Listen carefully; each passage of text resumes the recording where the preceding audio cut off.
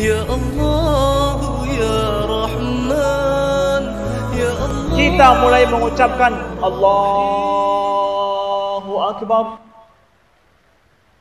Kita meniatkan dalam hati. Dalam mazhab Imam Syafi'i, Allahu Akbar disertai dengan niat. Itu dimulai, niat itu adalah harus masuk pada saat Allahu Akbar. Itu harus ada dengan niat.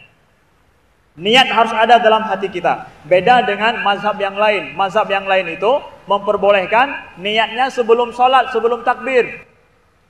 Kita datang dari jauh, ya, kemudian sampai ke tempat itu Allahu Akbar. Makanya di Aceh kita ini kita dapatkan letat orang bak masalah niat trip. Allah.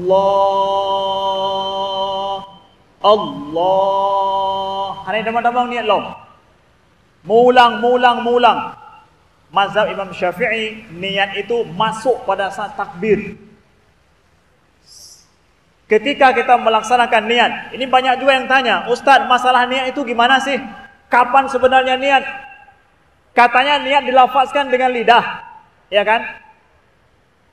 Niat itu mahalluhul qalb. Niat itu adalah dalam hati, bukan di lisan. Cuma lisan itu boleh bagus kita peintat ate. Bahasa orang Aceh. Jadi sebelum kita takbir, kita peintat ate le. Kai murun tanya di kampung, usolli fardhu zuhri arba'a raka'atin mustaqbilal qiblati adaan ma'muman lillahi ta'ala. Allahu Akbar. Niat bukan sebelum takbir, tapi pada saat takbir. Yang diucapkan dalam lisan itu adalah untuk mengantar hati ini. Pada saat dia bertakbir, wahai hati, ucapkan yang tadi itu. Usolli fardhu zuhri arba'a raka'atin mustaqbilal qiblati adaan ma'muman lillahi ta'ala. Itu lisannya mengucapkan apa? Allahu Akbar.